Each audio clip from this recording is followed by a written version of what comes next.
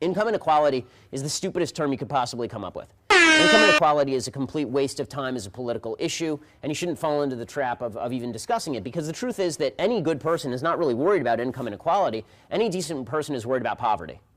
If you're worried about the rich guy and not the poor guy, then why? What did the rich guy do? Just because he's rich, does that mean that he chained somebody to a desk somewhere or put them to work in a slave mine?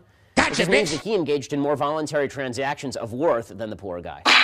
So I'm worried about the guy who's impoverished. I'm not worried about the inequality. But folks on the left, because equal outcome is their goal, not prosperity, equal outcome, they would rather have everybody equal in squalor than unequal in wealth. Gotcha, bitch! And the proof is in the pudding. In just a month ago, there was an article in the New York Times with this headline, quote, "As Cuba shifts towards capitalism, inequality grows more visible."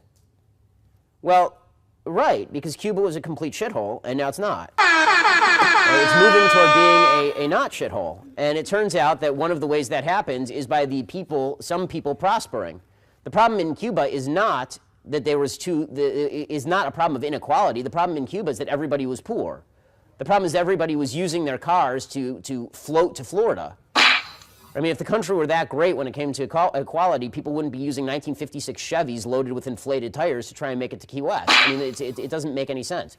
So, and here's the ramification of this idea that equal outcome is all that matters. If equal outcome is all that matters, you end up siding with the world's worst human beings. Because when it comes to the real world, action is not always true, but as a general rule, good action that is responsible, tends to end with good results.